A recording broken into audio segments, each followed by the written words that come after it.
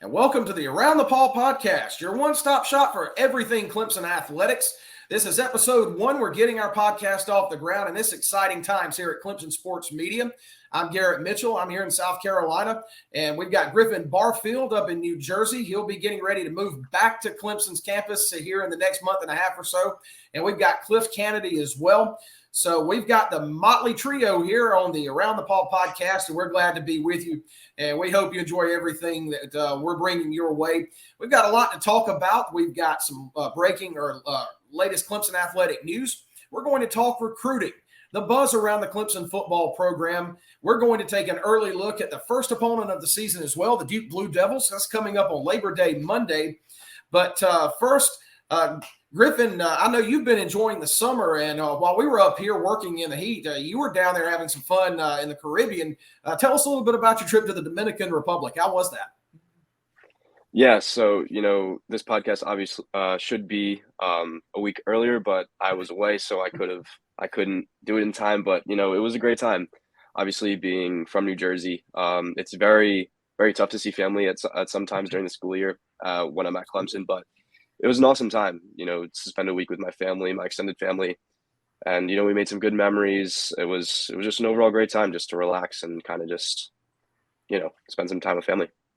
Yeah, that's great. And hey, we've all got to get away every now and then. I was just in Ireland back in May. So anytime you can jump on a plane and take off across the ocean somewhere, you're going to have a great time. So glad you did. And Cliff, how about it? How things been going for you? And I know we've been counting down to this podcast. You've been working hard behind the scenes. So how's it going over in your neck of the woods? Yeah, I'm over here in Greenville, South Carolina. So, yeah, it's been going good.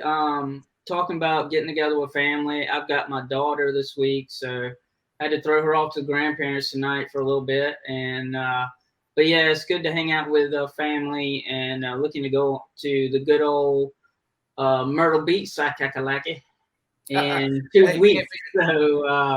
So yeah, but I've been looking forward to this podcast. Looking forward to hanging out with you guys on screen and just get this rolling. And so yeah, it's kind of a little bit about me, where I've been. So, yeah, absolutely. Well, let's jump right into it. We've got a lot to cover, and we'll start with some of the things going around in recent days, weeks around the Clemson campus and the athletic program. And I think probably the most recent thing that we've been keeping an eye on is the summer enrollees from the 2023 class have now arrived on campus. They moved in less than 2 weeks ago. And you've got a great collection of talent that's moving in now and just getting acclimated to Clemson's campus. And they're going to be joining the early enrollees who have already taken part in the spring game and who have already jumped right into Coach Swinney's program here. But you've got a lot of talent that wasn't on campus during the spring but have arrived now. And these are some guys that I think as the years go by will be a big part of Clemson football. And one of those young guys is from right here in South Carolina, running back Jarvis Green from Dutch Fork High School, national powerhouse program. So, Griffin, what do you think? We were talking before we got started tonight. What does Jarvis Green bring to the table? And even if you don't see him a lot this year, maybe as he gets on that learning curve, I think he's one player that you can keep an eye on in the future. 100%. And obviously, Jarvis Green, I think, is in the perfect position, being a freshman, learning from guys like Will Shipley and Phil Maffa, guys that, know their way around the college football world, being juniors. But I think that if you do see Jarvis Green playing snaps, obviously – I don't think it will happen that early. Maybe in some garbage time, you'll see a little bit of Jarvis Green, but you're going to see some flashes of excitement that he was brought in for. So I think that you might not see him this year. You might see him a little bit, but the future is bright for him. And I think that towards his sophomore, junior, senior year, you're going to see a lot of him, and you're going to love it. Oh, I agree 100%. And on the other side of the ball, another young man that's joined the fold is A.J. Hoffler, defensive end. He's one of those really highly touted edge guys. And, of course, Clemson, as everybody knows, hangs their hat on defense, and that goes back to the culture that Brent Venables established. And Wes Goodwin is picking up, and he's trying to carry that mantle onward.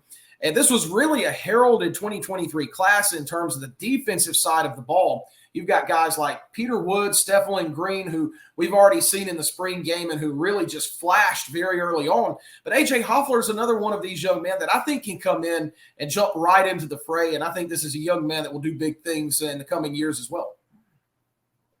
Yeah, it's obvious. It's very funny to me because you're losing guys like Miles Murphy, Brian Brzee to the draft, but you're just reloading with tons of talent, like you said, with A.J. Hoffler, with guys like Peter Woods, and even guys in the secondary like Khalil Barnes.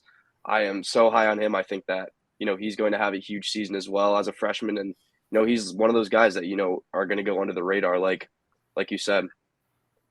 Right, and it's so easy to say that Clemson, we hate to use this term that some others a little bit south of us like to use called cycling out, but certainly not the case. And I don't think that's happening now or it's happening anytime soon. And Cliff, what do you think? You've got some guys already here that are just going to be phenomenal. You've got guys just moved in that I think you could say the same about.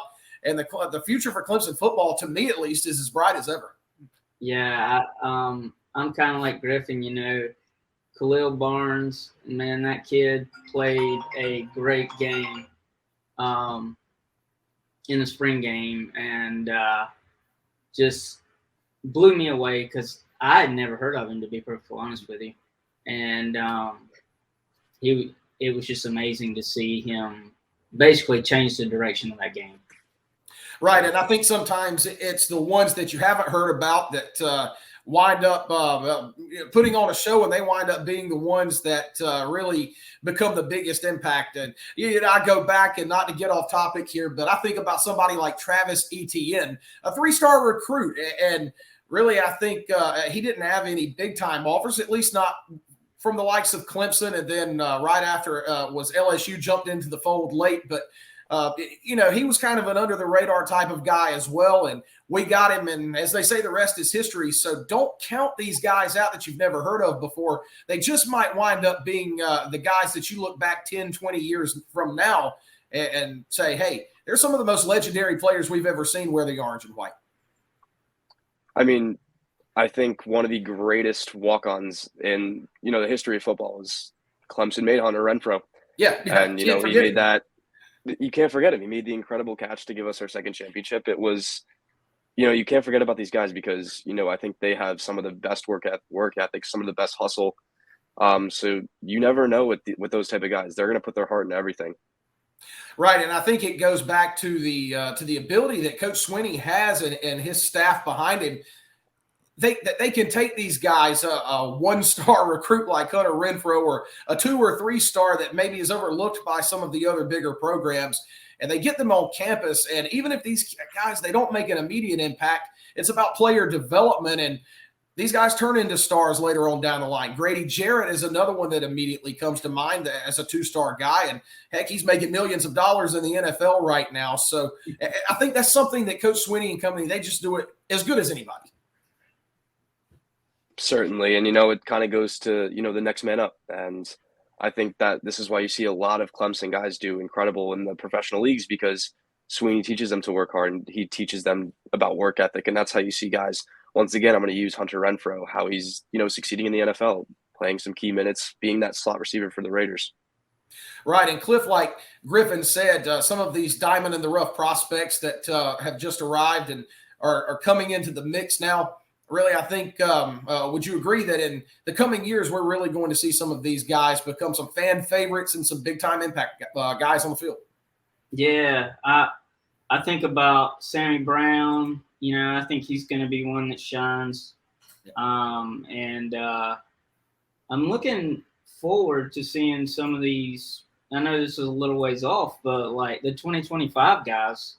And because I've heard some crazy stuff about them too. So good stuff. So looking at those guys too. So yeah, and we're going to talk about these 2024 recruits and the 2 that have committed for class of 25 just a few minutes. But while we're on the topic of some recent Clemson news, there was one player, unfortunately, that did leave the program in the last week and a half, and that was a defensive end, Greg Williams. And he was a veteran player, had not seen the field quite as much as some of the other guys. He battled injuries throughout his time at Clemson and just fell behind on the depth chart. But he was a guy that played, probably 35, 40 snaps last year, had a few tackles, and we did see flashes of him. And, you wish him the best, but you hate to lose a guy like him. But at the same time, Clemson is so incredibly deep on the defensive side of the ball. It's just one of those plug-and-play positions. 100%. And, it's obviously you got to feel bad for the kid, working his way up and not being able to fall in the depth chart. But I think that especially, being in the position that Williams was in, I think that it was an important position to, be a mentor for. And obviously, Garrett, like you said, you have all of these defensive guys coming in, be that mentor, be that leader, kind of guide them through, teach them that work ethic, teach them that hustle as well. I think that's important. And, losing a guy like that, it hurts. But obviously, like I'll take Tyler Davis, for example. He's a great guy to learn from. He's a great guy to mentor these young guys. So I think that, it's tough to lose one of those older guys on the team. Always, definitely. Well, you're absolutely right, Griffin. But Cliff as well, one of the things that's really been ballyhooed throughout the spring, and it's been talked about a lot in Clemson circles and even to some degree in the national media, is that Clemson was 3 players over the scholarship limit. And Coach Swinney was really looking at a situation where he may have to take away the scholarships of a couple of walk-ons to make that work. But with the departure of Williams, Clemson is now just 1 scholarship over the limit. So I think in a sense that you hate to lose a player like Williams, but at the same time, it simplifies the thought process for Coach Swinney going forward. Yeah, it definitely does. I remember him specifically, maybe not him, but I remember media and stuff talking about that and wondering like how that's going to impact, walk-ons and stuff like that. And I know how he likes to give walk-ons, chances and gives them the opportunity and stuff like that. And you hate to have to take one of their scholarships away. But with the departure of, 2 scholarship players, that only brings us down to, like you said, I think you said 86 scholarships. And I'll be honest with you, I think they've already got that figured out. And I don't really think it's anything that we're going to have to worry about. Right. And I think it's probably a much more favorable position as well when you've only got to worry about 1 position or 1 scholarship. And internally behind closed doors, I think it probably does simplify and streamline that process. But we're talking about these 23 guys who are already on campus. Well, it's been a very busy last several months on the recruiting trail for Clemson, and it's certainly been an effort that has paid big-time dividends for Coach Swinney and company. So let's talk a little bit about some of the guys that will be joining the Tigers a year from now, and it certainly is just a cornucopia of talent and what I think could end up being one of the best classes to ever come through Clemson, at least the way it's shaping up. And it really got started about 3 weeks ago with a big-time receiver, T.J. Moore. He was that first domino to fall. T.J. Moore and Sammy Brown were those first 2 dominoes to fall. Let me backtrack. Sammy Brown was the first. And I think you have to look at him, Griffin, as kind of the bell cow and the crown jewel of this class. He's rated as high as the number 5 overall player in the country. He's a 5-star recruit out of Georgia Jefferson High School. And this young man, he just has greatness dripping all over him. 2-way player in high school, just leads the world in Georgia in tackles. And, oh, by the way, he rushed for almost 1,500 yards and over 20 touchdowns last year, had 246 receiving yards. When you look at this kid, it's not a question of will he be an impact player. It's just how good is this kid going to be, and what is the ceiling for a guy like Sammy Brown? Definitely. And, in my notes, I said that Sammy Brown's going to be a unicorn-like player. He is a freak athlete. And Garrett, like you said, he ran as a running back, but he was also a huge wrestler. I believe that, he was one of the top, wrestlers in Georgia for his weight class, which kind of just shows how great of a dog he's going to be. And like you said, it's kind of going to be like plug and play with this Clemson defense, having guys like Jeremiah Trotter and Barrett Carter. Sammy Brown's going to go right in there as well. So it's kind of just sending a red flag out to these ACC offenses that, you're going to have to go up against this 3-headed monster. And, good luck. These guys are going to give it their all, and it's going to be very hard to get past them. Yeah, absolutely. And I don't know what it is about linebackers being good wrestlers as well. I guess it's just a natural it comes to them. And this was years ago, back in 2008. But another kid that played for the Clemson Tigers was never a huge impact guy, but he certainly did show flashes over several seasons. And he was from right here in South Carolina. He was a linebacker named Jonathan Willard, and he played for Loris High School down in the lower part of the state. He was a wrestler and a two or three time state champion, if my memory serves. And I tell you what, I had the chance to see that young man wrestle while he was still in high school. And it was a sight to behold just to see how he could dominate people. And I can only imagine if Sammy Brown is anything like that, which I have to imagine he is, then that's something special.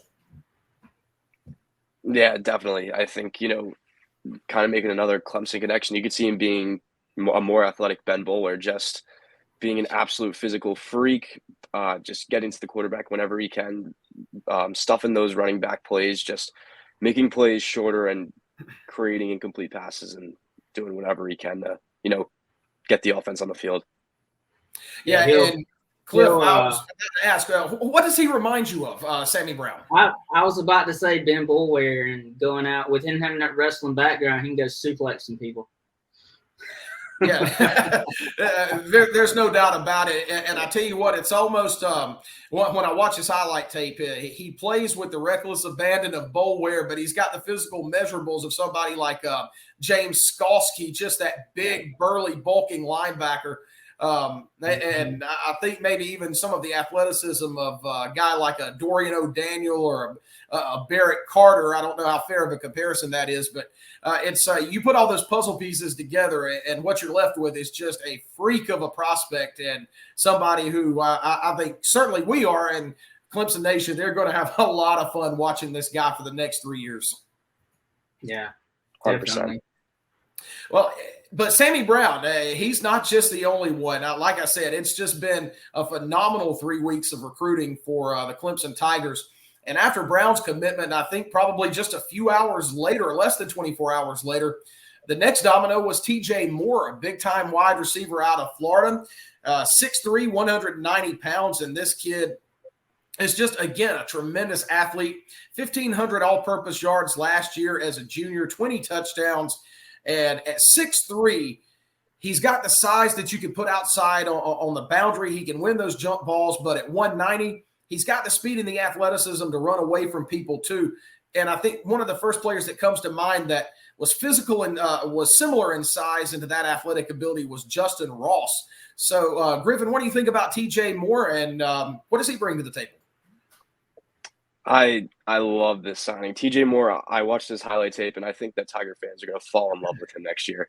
And I think that's just because I think he's going to be a highlight reel for the Tigers. If you watch his tape, he makes incredible one-handed catches. He makes spectacular catches in areas that, you think that he's not going to catch them in. And he has incredible balance for being 6'3". I think that's huge for a wide receiver. That's all from, for going for jump balls in the end zone. I think it's so vital to have great balance. I think, and he's done that before. You could see it in his tape size. He's made some incredible toe touching grabs in his junior year. I think that he's going to be a great addition to the Tiger offense. Yeah, and guys, go ahead, Cliff.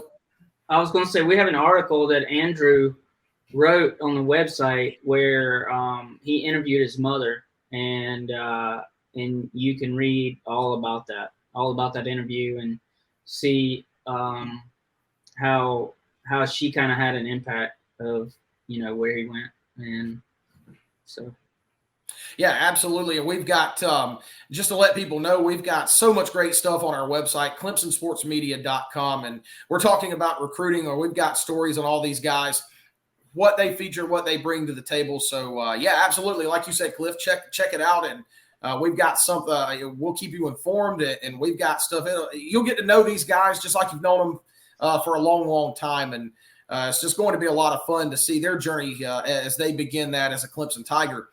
But Griffin, if you thought it was good when you've got Sammy Brown and you've got TJ Moore, well, the hits just kept on coming. And the next one was a young man from Midlothian, Texas, Bryant Wesco. TJ Moore is a 4-star recruit, while Bryant Wesco is a consensus 5-star recruit ranked as high as the number 2 or 3 receiver in the country for the 2023 class. And this young man, there's the adjectives you can describe him with are just a mile long. Thought for a while Oklahoma might be the favorite to land him. Then, of course, Clemson comes in. Tyler Grisham, wide receivers coach, just comes in and scoops him right up. 6'2", 170 pounds, another kid with good height, slim, streamlined body. And last year, 56 receptions, 1,072 yards. This is another guy that, to me, just jumps off the page and can be an unbelievable addition to really the reincarnation of wide receiver U. Oh, 100%. And I feel that, TJ Moore and Bryant West are going to complement each other perfectly on opposite sides of the field, being, those guys that are going to run routes outside the numbers. And, Wesco, I think, is going to be a very, very smart and very, very just all-out solid receiver. And, again, looking at his tapes, he's always in the right place at the right time. He can make those jump balls over cornerbacks and safeties just because he is very tall, being 6'2". And, I think that especially, when he gets going in the open field, he's very, very hard to stop. So if you can't get the first, second tackle on him, he's probably going to make a very, very long play. So I think, Wesco and Moore are going to be incredible guys that add to kind of Garrett Riley's resume of incredible receivers that you've seen over the last few years and even into the future. Yeah, these are guys that Garrett Riley likes, and he's got a quarterback in Cade Klubnik who will still be there. He'll be in his third year when these guys arrive on campus, and so it just adds to the arsenal. And people have really just kind of perhaps dismissed Clemson's wide receiving core the last couple of years due to the lack of production. But it's always been a moniker, wide receiver U. Clemson's been associated with these great receivers that can just go get it. And I think the additions of TJ Moore and Bryant Wesco just are going to bolster that claim and bolster that title back in Clemson's favor. But it's not just the offensive side of the ball where these big-time recruits are coming to Tiger Town. Another big-time guy on the defensive side of the ball. And again, we go back to these under-the-radar recruits, and I think this guy probably isn't as known in the national recruiting lexicon, at least not right now. But Darian Mayo, he's a defensive end, and he's coming to Clemson, I believe, out of Maryland. My goodness, look at this kid. He's 6'7", 250 pounds, and a wingspan that just goes on for days. Another one of these recruits I think people will fall in love with when he gets on campus. Look, defensive ends that are 6 feet 7 inches tall and can reach as far as this young man can, they don't grow on trees. No, not at all. And I think that, being a long defensive end, you are going to have so much success. And especially, if you look at the defensive line now, he's going to fit in there perfectly with guys like Peter Woods and Tyler Davis and, well, Davis graduating. But I think that, the sky's the limit for this kid, especially having that type frame, a frame that kind of reminds me of like Chase Young when it comes to that, something like that. So I think, this guy's just going to be another guy, Darian Mayo. He's going to be another guy where just another plug and play where you're going to lose somebody, add him in. They could be even better. I think I'm very high on this guy. I think he'll be a fan favorite. And Cliff, you look at a guy that's 6'7", 250. He's still got a lot of room to put some weight onto that frame, add some muscle. I think you could see somebody like Mayo, by the time he's fully enveloped in the Clemson strength and conditioning program, you could be looking at a 6'7", 270, 275-pound player. And woe is anybody who lines up on the opposite side from Darian Mayo. I can't imagine that that's going to be fun. Nope. That guy's big, and, he's only going to get bigger and stronger because Clemson's got one of the best strength and conditioning programs, in the nation. And, if he has a work ethic like most, of our defensive players do, and really dig in when he comes in and gets in that weight room, you never know. He's going to bulk up and look out. Yeah, now 100%. And then just within the last week, the two newest 2024 recruits to make their pledge to the Tigers. is safety Ricardo Jones. He's ranked as high as the number 12 safety and number 188th overall, according to the 247 composite rankings. And then just in the last several days, a big 3-star offensive tackle, Ronan O'Connell. He's out of Tennessee. He made his commitment to the verbal commitment to the Tigers. Big young man, 6'5", 290 pounds. These are two young men I think will pay dividends as well. Jones, a big physical safety, and O'Connell, Griffin, just like you and I were talking about before we got started. This is a kid that had an offer. One of his final 3 was Wisconsin. And schools like that, when you look at that part of the country, Wisconsin, Iowa, Iowa State, if those schools have anything going for them, they turn out and produce offensive linemen, and they're usually very good in the trenches. And so if Wisconsin wanted this kid and Clemson got him, well, that's good enough for me. 100%. And I think that, looking at this 2024 class, I think Clemson did want to go for those key players on the offensive and defensive side. But I think, the linemen are guys that you have to look at too. And I think that you're going to see a lot more, offensive tackle signings. And we'll get to, those names a little bit later. I think,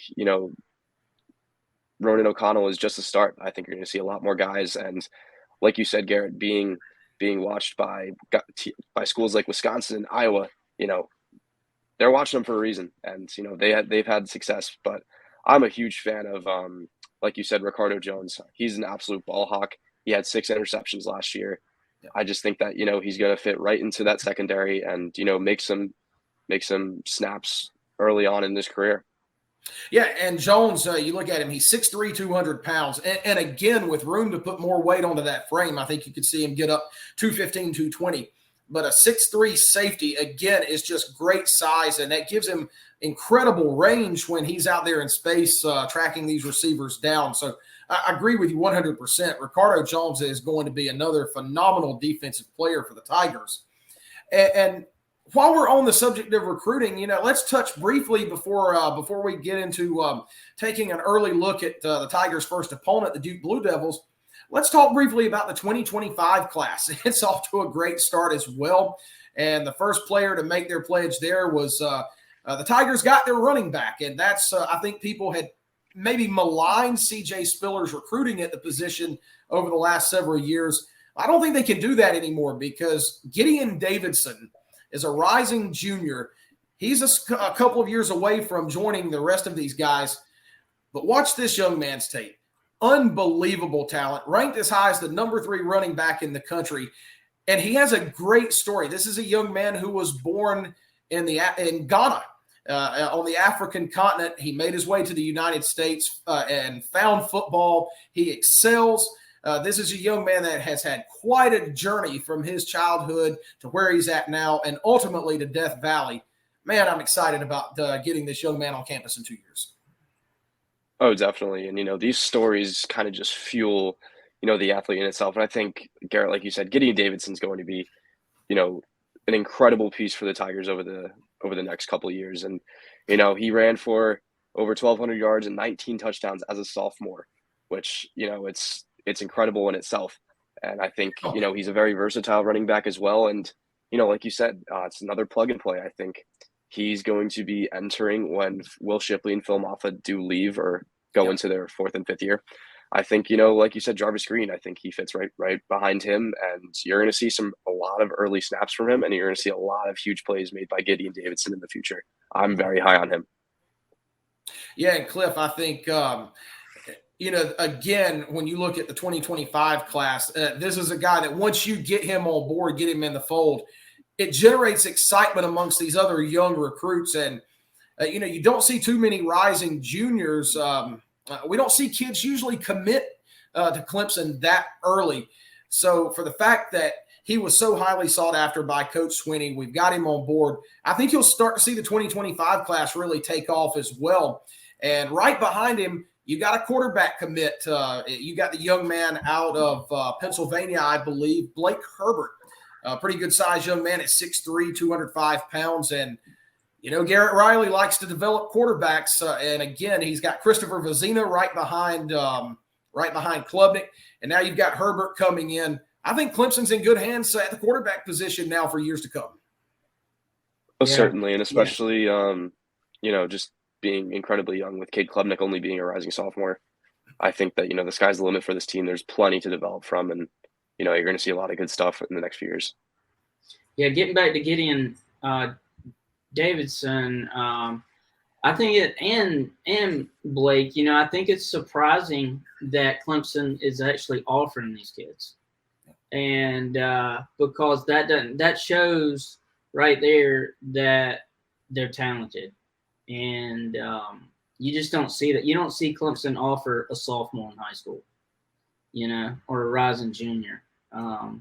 So that just shows that the sophomores of today are super talented. So, oh, there's no doubt about it. It's like Coach Swinney always says, it's a great day to be a Tiger. And right now, with all of these talented players wanting to be a part of what's going on at Clemson, carrying on that tradition, it's not just a great day to be a Tiger. It's a great era to be a Clemson Tiger, and just excited to see what these guys are going to do in the future. And in that vein, there is a lot of buzz going around the football program right now. And I think that started not too terribly long after the bowl loss to Tennessee in the Orange Bowl. Of course, certainly everybody was disappointed that night, but that disappointment was certainly brought back and tempered a little bit in the coming week and a half after that, when Garrett Riley was poached away from TCU by Coach Swinney. Kind of a changing of the guard offensively at the offensive coordinator coaching position, and just all of the talk and all of the words coming out of the program right now is that this Clemson offense is just going to find a resurgency under Garrett Riley, and a lot of buzz right now over that. Oh, Yep. Definitely.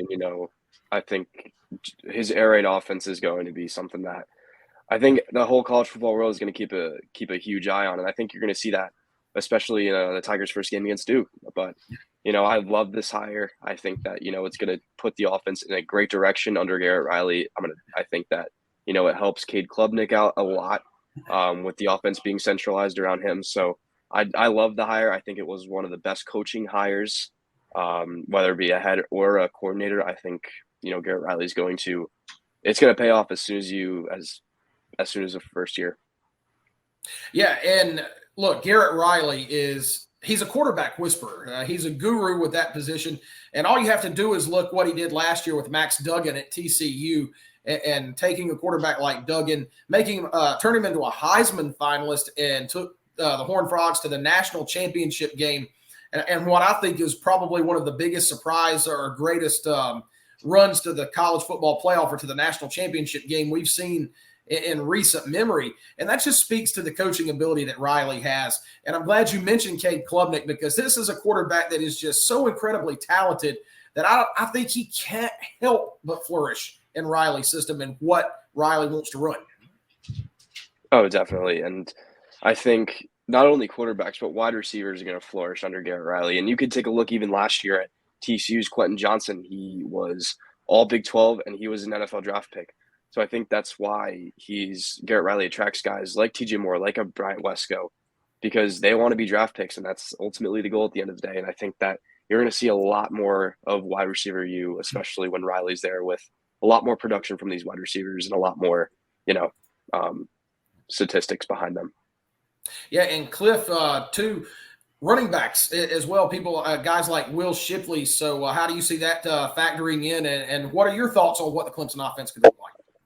Yeah, I really think this offense I think it might take a game or two, like, normal.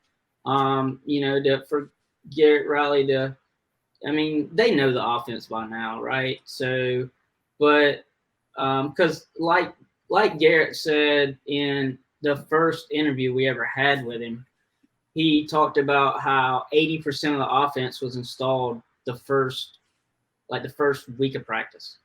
And so, and even the players, even Klubnik said that the offense is third of what the offense was last year, of how many plays they took into a game. And so I really think everybody's going to pick this up fast. But I'm really I'm really excited about these receivers, and I think our running backs are. I'm not worried. I'm not worried about the quarterback, but I'm excited for the young receivers, and I'm looking to see where the older guys will, play a part in the receiving core, because we got all these new guys, right? But where the older guys going to step up, because some of them were hurt, some of them just struggled, right? Most of the older guys were hurt, right? And so are the young guys going to step up, or are the older guys going to take over?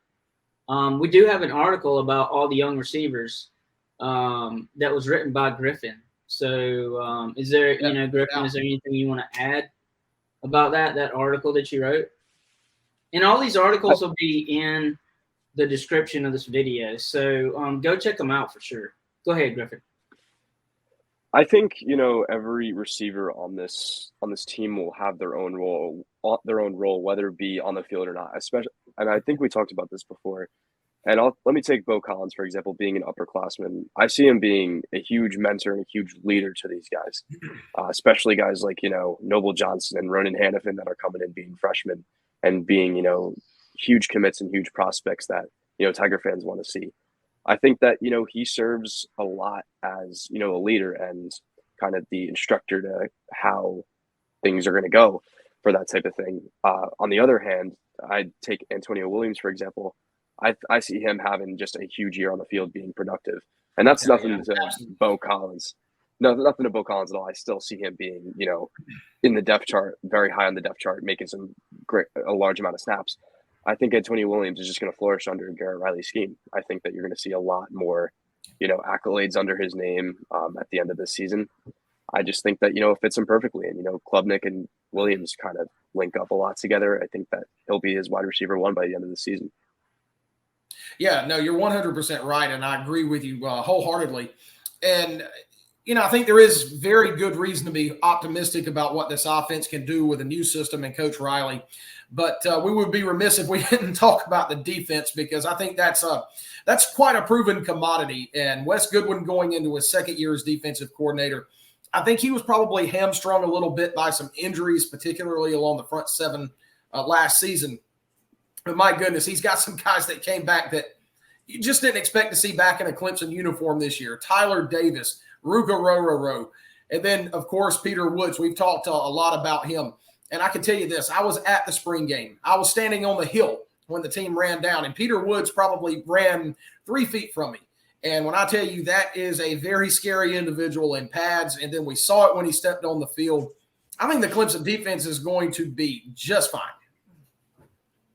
Oh, I agree. And, it's kind of with, these superstars leaving for the NFL, you're getting incredible prospects and guys that, will definitely make noise, that we're kind of just on the bench waiting for their moment. This will be their moment. And, you're returning guys that are all ACC, all American. I'll give you Jeremiah Trotter and Barrett Carter, for example. You have guys coming in that are ferocious, are going to make waves. Peter Woods, for example. And then you have guys that have something to prove. I'll take Andrew Makuba, for example. I think that he's going to have a lot better of a year. I think you're going to see that secondary.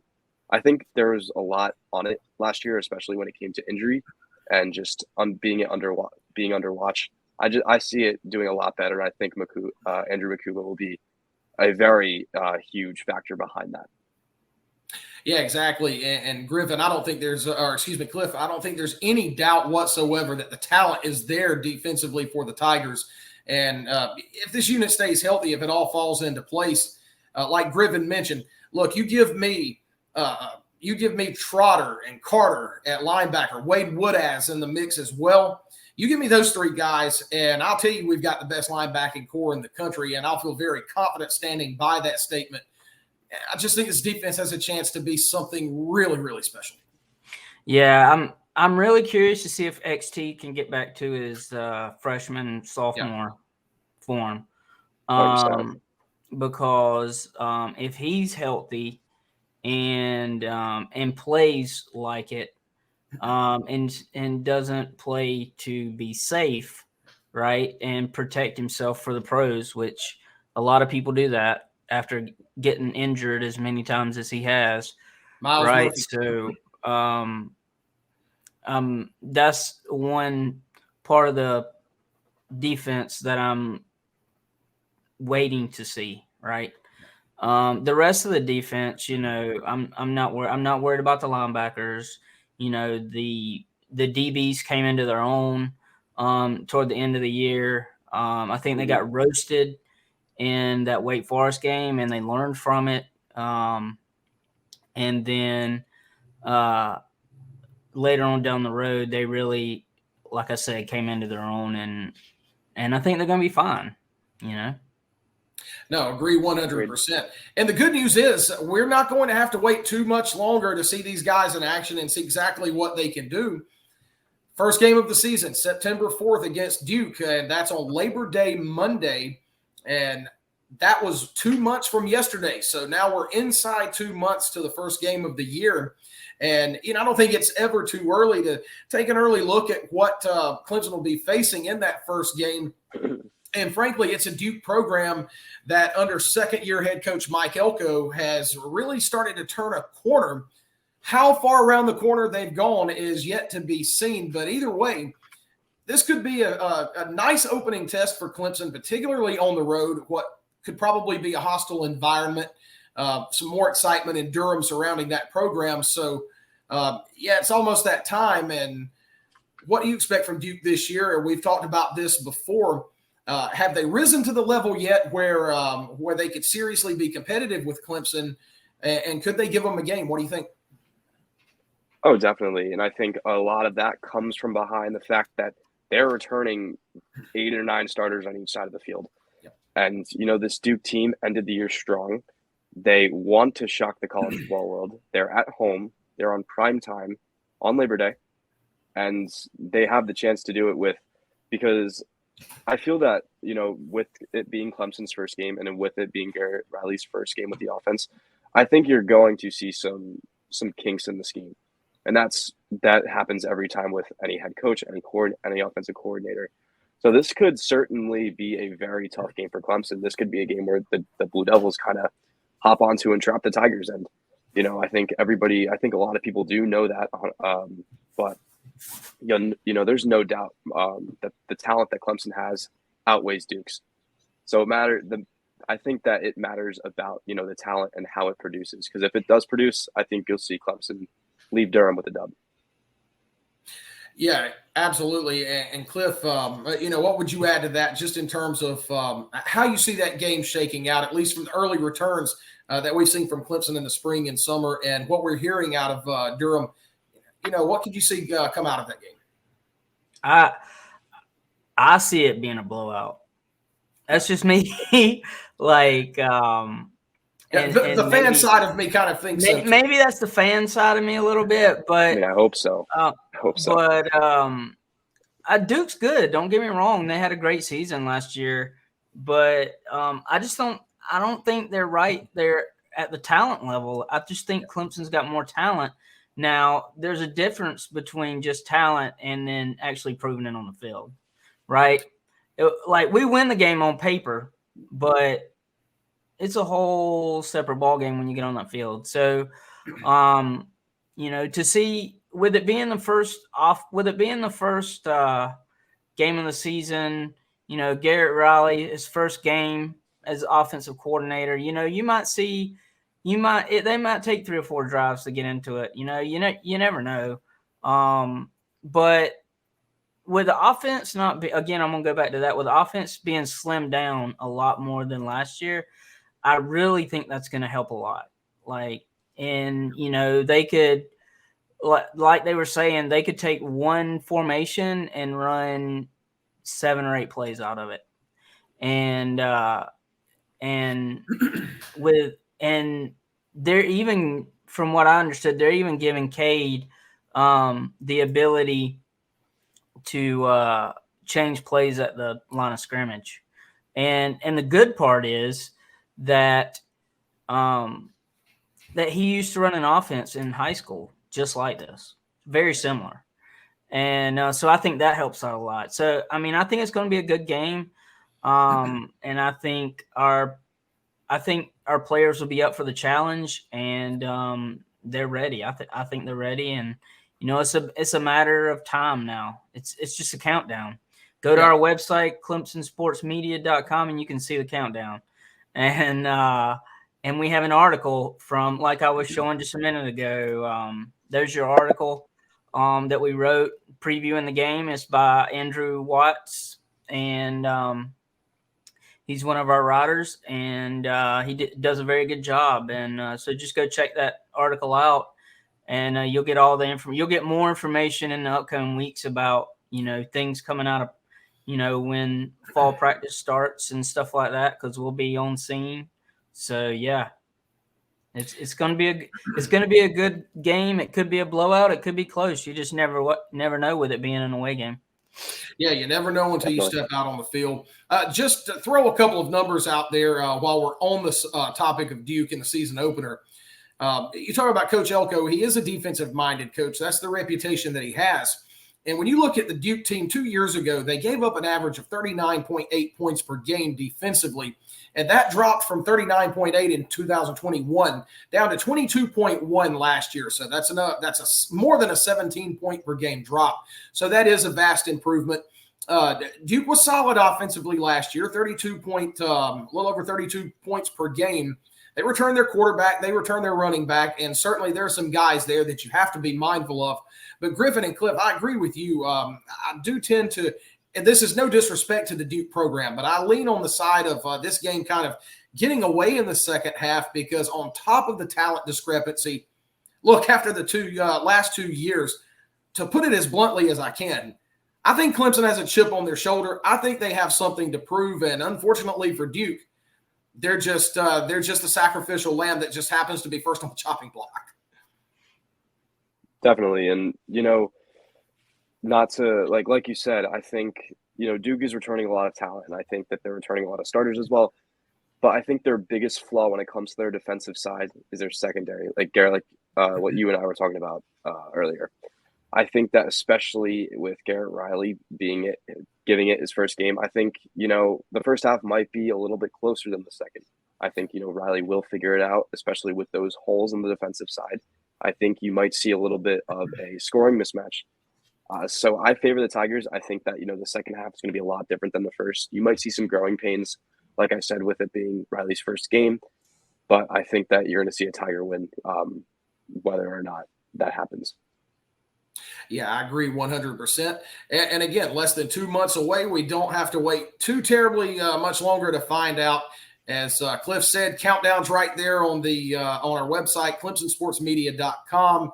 And you can start the countdown with us. We're excited. Hope you are too. And, I think before we get things wrapped up here tonight, let's take a look a little bit around elsewhere in the athletic ranks at Clemson. Griffin, and some news that jumped out to me right off the page within the last week comes out of the baseball program, and a little bit of shuffling going on with Coach Bakich. You had a key guy transfer out of the program, but then you got a commitment right behind him, a young man that by all accounts and from every recruiting service and circle across the country, it's just one of the more phenomenal players to be had in the high school ranks out there. So I think that evens up. But again, I think after the ACC championship this last season, you move into the offseason. I think the transition period for Clemson baseball is still ongoing just a little bit. So talk about that, and then we'll talk briefly about this young man that just recently recruited or committed to play baseball for Coach Bakich and the Tigers. Yeah, I think Clemson should definitely take this season as a success. I think, it's an A-type season when it comes to how you started and how you ended. I think it's a season where you have to keep your heads up high with it, especially being Eric Bakich's first year, in the dugout. I think it's nothing but a success, and you got a championship out of it. It ended a little bit underwhelming, but I think that the team should leave with its head held high. Yeah, 100%. Yep. The future is incredibly bright. And, I think this season started maybe a bit inauspiciously, and then this team just caught fire. And there was, for about a month and a half, they just seemed to be an unbeatable machine. It was like a snowball rolling downhill. It just picked up more and more momentum as it went. Then, unfortunately, you get into the to the regionals, and a little bit of a disappointing end. Maybe they ran out of steam. A few pitching lapses. Not really sure, but I don't think it takes away, Griffin, as you said. I don't think it can, and I don't think it should take away the incredible season they had in Eric Bakic's first year. And if that was any indication of things to come, then the Clemson baseball program is going to be very good for a very long time. Yeah.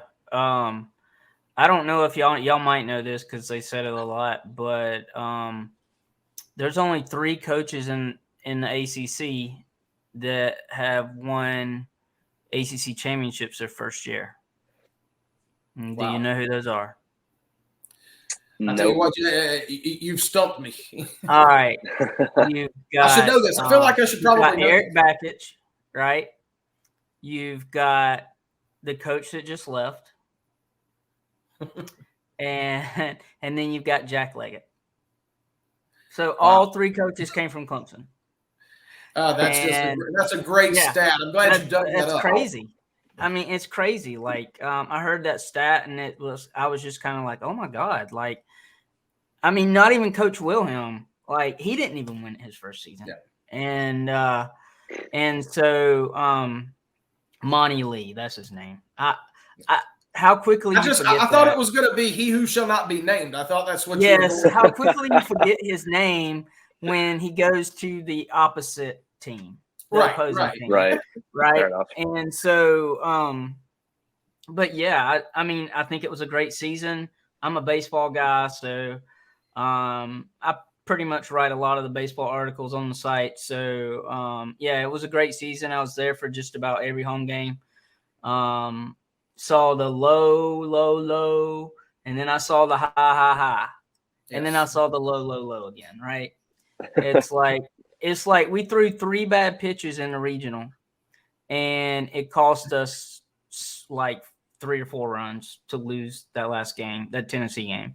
And then it kind of we had been out all night, so then that other game, the Charlotte game, it was just kind of like we were exhausted. Yeah. Right. So, but yeah, man, we picked up a couple of big, we picked up that big recruit, Chase Harlan. Yeah, Chase Harlan, man. Yeah. And then we got 2 transfers, Andrew Kufko, I think that's how you say his name, or Kifko or something like that, and which was a transfer. And then we got Matthew Marcel, and we've got articles on all these guys on the website. So all this stuff will be in the description of the video. So please go read those articles. And there's a bunch more that we have on football that will be in the description as well. But yeah, like baseball had an excellent season. It surprised me. I thought it was going to be a poop season, a crappy season to begin with. And then they, Eric said it early. He said sooner or later, he said this team's going to get it. And it was right after that Wake Forest sweep. And he said this team's going to get it, and they're going to have a turnaround season.